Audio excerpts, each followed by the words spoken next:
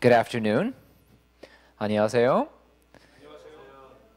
That is the extent of my Korean. I apologize. I wish I knew more. I'd like to thank very much to President Lee for the invitation to have a chance to share a bit and interact with you a bit today.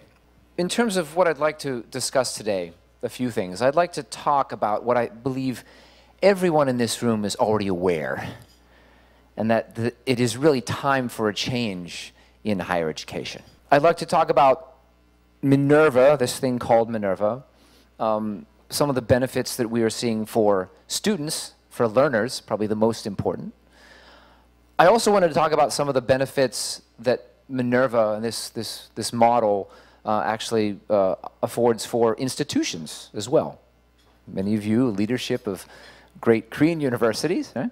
I think it's important to look at things from that perspective. I want to talk about Minerva schools, because there is a difference between Minerva project and Minerva schools. I can talk about that, right? I want to talk about the outcomes that we've actually seen at Minerva schools using the Minerva system, as we call it, because it is a system. It's not just a school, it's a system. Certainly, Minerva Schools was the first institution to use that system. It won't be the only one, though. And to talk about some of the outcomes that we've seen.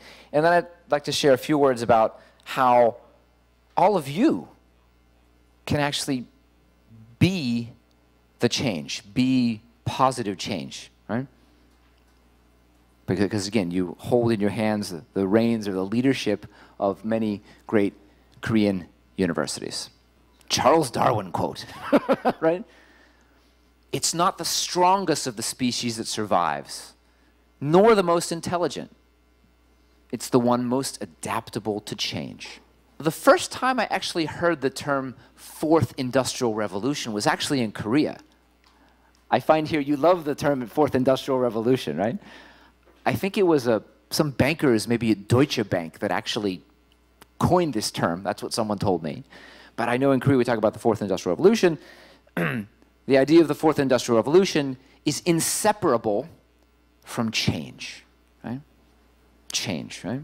And remember, it's not the strongest or the smartest that survives change. It's the one that's most adaptable, right?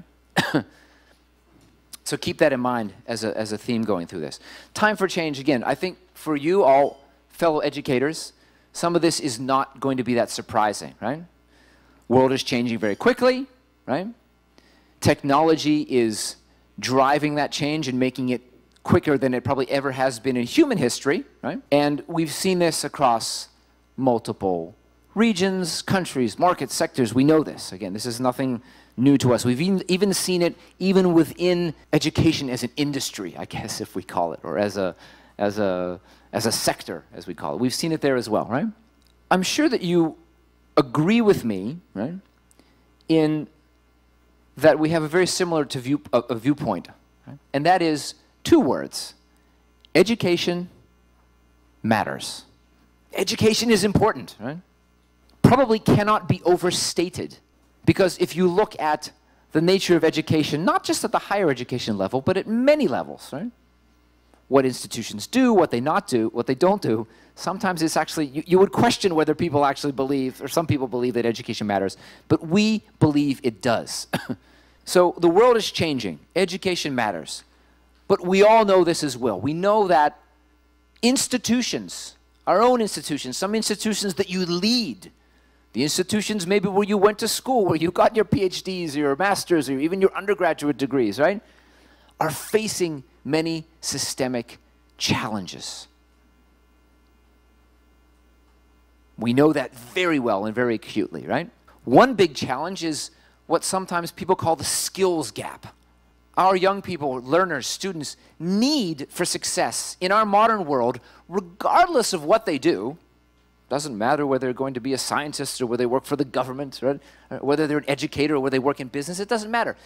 There's certain innate skills and abilities that they need that oftentimes our beloved traditional institutions are not very adept at giving them. They may have been very good at educating people in a 20th century, maybe even a 19th century context. Certainly where I come from in the United States, many students don't even finish their university studies.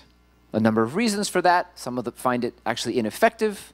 Some of it find it question its usefulness. Some people can't afford it. This is a particular problem we have in the United States because education is so darn expensive, right? Many students in the United States, at least, graduate with a lot of debt. Of course, in Korea, it's a bit different. Tuitions in Korea are not as high. However, somebody is paying for it, right? It may not be the student, it may be you, it may be the institution itself, it may be the government. There's a cost to delivering higher education that in many quarters has become too high, too untenable, too unsustainable. Right? We very much believe that we really need to rethink what we teach and how we teach and where we teach.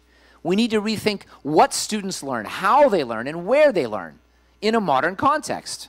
That's a little bit of background I think we all know. But because of the situation nowadays, this led a number of us to create something. Let's call it the Minerva system, right? Earlier we talked about, and many people put this in the context of Minerva schools, right? Minerva is a university program. We have a very small graduate program right now as well, but consider it a university program, right? But it's actually more than that. It's a system. And we'll talk about why it's not just a school and it's a system, right, as part of this. But it is a system, right, that combines very modern, relevant curriculum, content, the what, with all of the pedagogical practices that many of us know from experience are most effective. Think of everything that science has shown and research has shown to work in the classroom, which means it doesn't do this, what I'm doing right now. It doesn't lecture, because lectures don't work, as we all know. If I tested you all after this, you would only remember a bit of what I say, because that's the nature of lectures, right? Curriculum, pedagogy, right? And a classroom experience, technology-aided classroom experience that provides for a much more intimate and a much more engaging classroom. This is what we commonly refer to as the system. This is the core of the system that Minerva Schools has used to great success, as I'll talk about, right? But it's also key and important is because this system was designed, was built, not just for Minerva Schools. Minerva exists to work with other institutions around the world, not just in the United States, around the world, such that they can maybe take some of what we've actually accomplished with what they've accomplished to create something better, such that everybody benefits, not just the few hundred students that get into Minerva, because it's tough to get into Minerva Schools, as we heard. And we, as an institution, we as a group of people who are very mission-driven, we are not going to improve education globally for everyone through one school. As successful as Minerva Schools becomes, it could be the most respected, the most successful institution in the world eventually. Our graduates could run the world. Government, business, research, philanthropy, everywhere. If we did that in 20 or 30 years, and if that's all that we did, we would have failed miserably. Again, because we exist not just for our own institution, we exist for education everywhere. I think we all know that certainly in our modern society, and probably for some time now, right, there are certain transferable abilities, certain skills, right? We hear this talked about all the time. We hear it talked about in the context of the Fourth Industrial Revolution, but we know this. Regardless of what you do, whether you're an educator, whether you're in business, right? Whether you're a government leader, the ability to think critically, right? To analyze problems, right? Effectively, right? To come up with creative and ideally innovative solutions to those problems, and then to work with others and to communicate those solutions, right? And work effectively with others to implement them. This is what we all do in daily life, right? Above all else, we would say this is what you should actually learn. You know, maybe you should start learning it in high school or in secondary school, but you should definitely be able to master this in university, right? Yet, as we all very well know, many of our traditional universities are not very effective at teaching these, at students learning these. What most of our traditional universities do is what we've done for a long time, is we disseminate content. We take biology, and we take physics, right?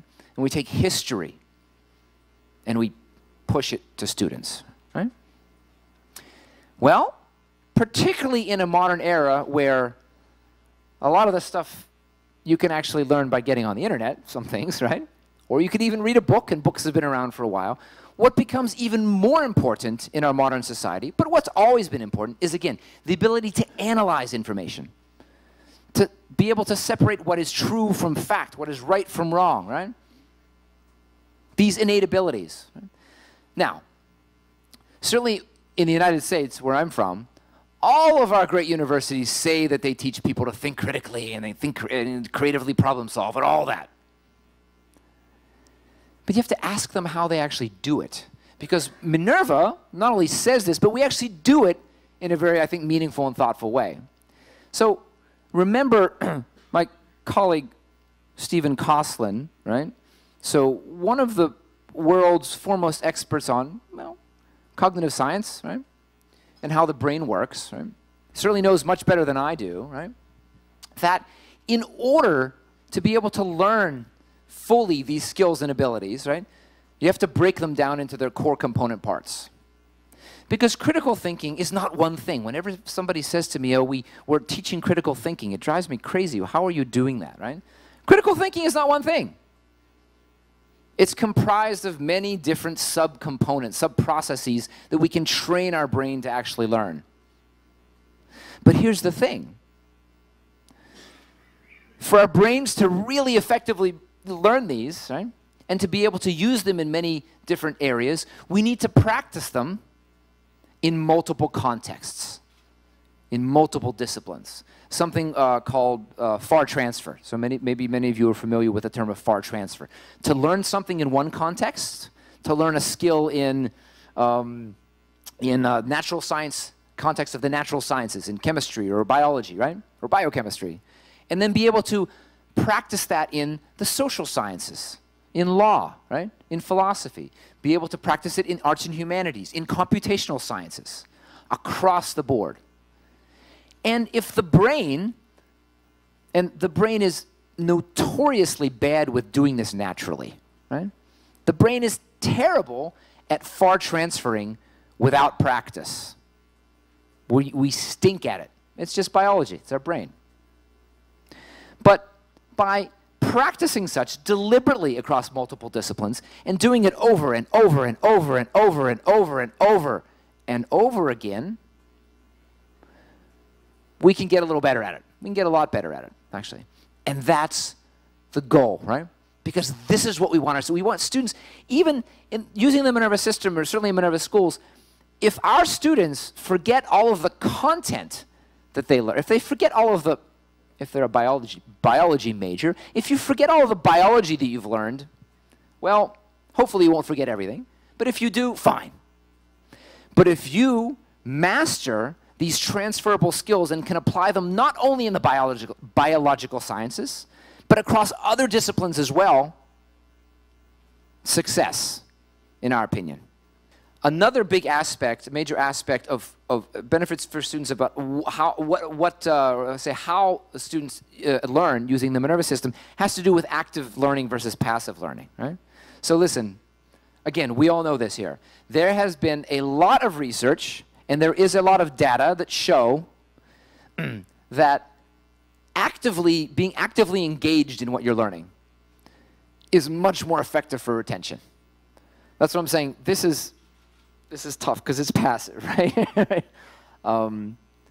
It's passive. passive learning, lectures like this, are not nearly as effective. Remember what Eric Mazur, the physics professor at Harvard, remember what he did with peer instruction and with his students when he went from, he took the 2 classes that used to all be lecture, then he kept 1 lecture and he flipped 1 classroom. And he started using peer instruction heavily in that 1 classroom. What happened to retention rates just of content? Forget about if it was useful content. Remember the retention rates. Students assessed 2 years later. The lecture-based students remembered 10%. The flipped learning, like the active learning-based students, remembered 70%. He didn't believe it. So he tried it again the following year, and the following year, and the following year after that. Similar results. Right? Take all of these tools that maybe many of you have also used and developed. Right? The active learning tools that the Minerva system uses, we didn't invent really any of it. Other people have created it, built it, have proven through use and application and research, they've proven that it works. But we use it. We basically take everything that works and throw away everything that doesn't work, right? The Active Learning Forum is the unexpected learning forum, the place where you're constantly engaging with what you're learning. As a Minerva student, I get to take classes from anywhere in the city. All of Minerva's classes are taught in the seminar format with a maximum of 18 students. Everyone agrees that higher education could be much better than it is today. Minerva's acting on that by putting together state-of-the-art technology and superb pedagogy. We have at our fingertips tools that are designed to engage the students 100% of the time. When you characterize a problem, it's important that it helps guide you to the solution. Perfect, that's excellent. In a normal classroom, there's people behind you, there's people to the side of you, but it's nice to be able to see everybody and their reactions to what's being talked about in class. I feel like I'm in a room with all of my students. I simply forget I'm on the computer. You will be going into breakout groups. It's the kind of learning where we're an active participant instead of a passive recipient, and it's so much more fun than a traditional class. We are the only school in the world that uses the science of learning to design not just what we teach, but how we teach it. Minerva students live and study together. Having that human interaction really strengthens the online class experience. We can do things with education that have simply never been possible before, and that's what we're trying to do at Minerva.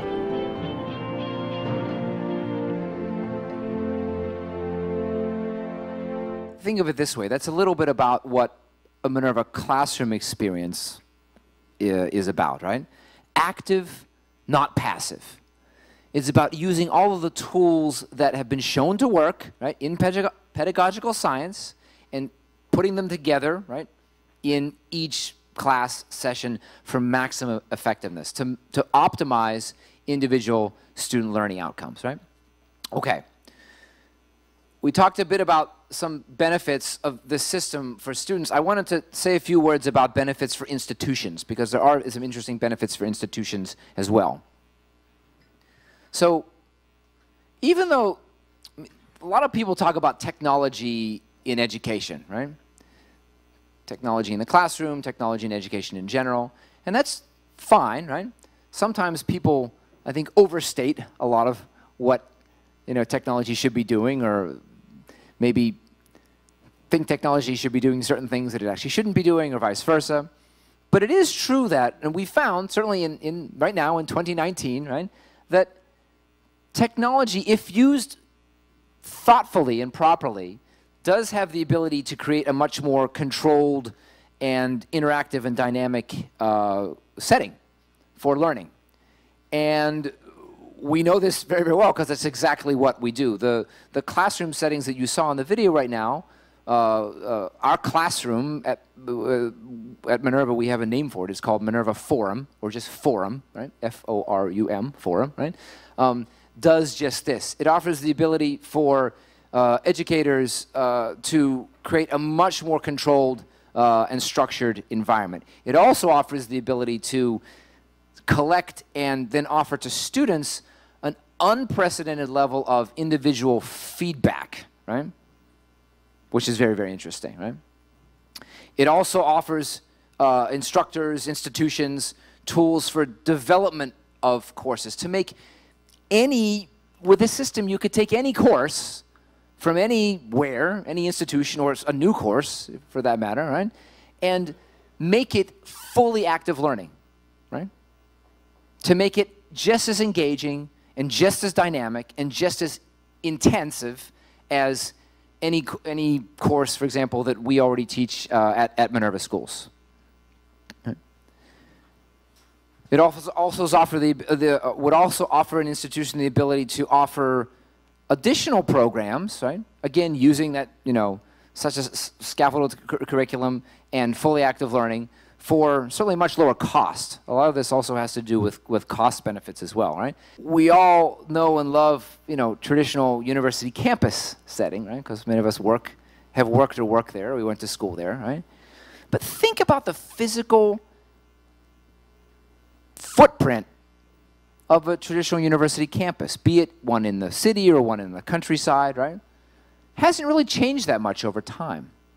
But what we found, certainly using the Minerva system, and we certainly found this at Minerva schools, is that it really allows you to rethink what a campus should look like, how space is used, how space is allocated, right? And it can allow an institution to vastly increase the utilization of the space that you would actually have. You could end up educating more students with a smaller geographic footprint because you don't necessarily need all this classroom space that sits unused most of the time, as we know, right? So, interesting added benefit. I'm trying to look at this and talk about the system from several different angles, right? Okay, so we talked about the system, right? Because I wanted everyone here to understand that it's not just an institution, Minerva, it is a system. It is a system that can be copied or adopted, part of it or wholesale, right? So the Minerva schools, right, which is small, has several hundred students, 600 students now, right? It's interesting because a little more than a year ago, we announced this piece of information, very interesting piece of information. Remember I said before that Minerva not only believes that it's of utmost importance for students to learn to think critically and to be able to creatively problem solve and to be able to communicate effectively, but from the very beginning, we wanted to measure that to show we wanted to prove our hypothesis. Our hypothesis was that the Minerva system would be able to do that, right? To be able to have students learn and be able to apply those skills better than any other university system, right? That was our hypothesis, and we wanted a way to prove it. One of the ways we thought about doing so is to use a third-party assessment metric called the CLA+, some independent entity, I forget the name of the entity. It was designed to assess people's ability to think critically and to think creatively and to communicate effectively. It was designed to assess how well universities, particularly American universities, like to talk about this, it was designed to assess how well they do their jobs. And therefore, of course, either now or in the past, hundreds of universities, mainly in the United States, but some outside the United States, have had their students sit this assessment, right? Some universities are a little bit, don't like this assessment much, as you'd imagine, because with some schools it shows no improvement in terms of those learning outcomes over 4 years. It's actually quite damning in some respects for some institutions, right? So Minerva did the same thing. Minerva basically said, okay, we have our students take this, before they actually start at Minerva. We have them do this assessment after the first year. We also will have them do it at the end of their 4 years. And it was very interesting, the data that now we've collected, we've seen these several years. It's actually, you could say, wow, it's astounding. It's amazing. But maybe it just makes sense. far surpass any other school students in aggregate after 4 years. We believe we can do more in 1 year than all these hundreds of other institutions, and I'm talking about great, wonderful institutions in the United States can do after 4 years. I know that's a very loaded statement, right? But we believe this is what the data show. Minerva students have achieved unprecedentedly high levels of assessment scores on this assessment. They've never seen anything quite so high. Certainly not so high even after students just after 1 year, right? Also, another interesting proof point I think we've been seeing is we were very curious to be able to prove our hypothesis, which was Minerva students who learn in the Minerva system, regardless of what they study, will be much more effective when they go to work or when they do research or when they, in the real world, right? And so from the very beginning with our students, after just their first year at Minerva, when about 90% of them do internships or research in the summertime for their summer vacation, we began to track feedback from employers, where again, Minerva students perform far above not only their peers, not only other students who are 1 or 2 years into university, but students who have done 3 or 4 years at other traditional universities. Top universities in the United States. Very interesting, and elsewhere, right? This is where interesting, right? How can the rest of us, how can everyone else sort of be the change we would like to see? Because I believe many of us would like to see change in higher education. Again, has been designed to be flexible, adaptable, and even adoptable. That's one thing to keep in mind. You probably also have read about, because this is not new, you probably also read about, after many years of running our own institution using the Minerva system, we decided last year in 2018 that we were going to choose one university from around the world. It ended up we chose a university from Hong Kong, HKUST, very close relatively to here. We didn't choose something in the US, we didn't choose something in Europe. HKUST, President Wei, who was provost at the time, Roger Cheng, vice provost, convinced us that they were going to be progressive and innovative and implement the Minerva system. Many people tried to convince us of that too, but we chose them last year to work with them. One final thing, last slide. So this news I'm going to share with you all now is very new. It's 3 days old. Minerva announced something we've been working on for years. Right? So if you know a bit about how we run things in Minerva schools, you know we have these, again, fully active learning, seminars, discussion-based, everything on Minerva Forum. You also know that all of our class sizes are small, right?